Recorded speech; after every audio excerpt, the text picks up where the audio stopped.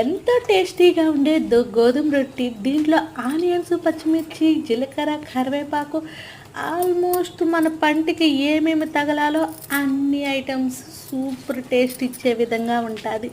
చపాతీ కన్నా చాలా టేస్ట్గా ఉంటుంది ఇది ఆవిరి మీద కుక్ అవ్వటం వల్ల మనకి కొన్ని బెనిఫిట్స్ కూడా ఉంటాయి. చూడండి ఎంత మంచిగా కుక్ అయ్యింది. దాన్ని అలా షిఫ్ట్ చేసినప్పుడు క్రిస్పీగా కనిపిస్తుంది కదా, క్రిస్పీగా ఏమీ ఉండదు. తినేదానికి స్మూత్గా బాగుంటుంది, స్పైసీగా ఉంటుంది. దీనికి కానీ పక్కన ఏదైనా నల్ల కారం కానీ, నెయ్యి కానీ, లేకపోతే వెన్న వేసి అలా నల్ల కారంలో ఇలా అద్ది అలా నోట్లో పెట్టుకున్నామంటే నోట్లో నీళ్ళు అలా ఊరిపోతాయి. ఎంతో టేస్టీగా ఉండే ఈ గోధుమ రొట్టి సూపర్ ఉంటుంది.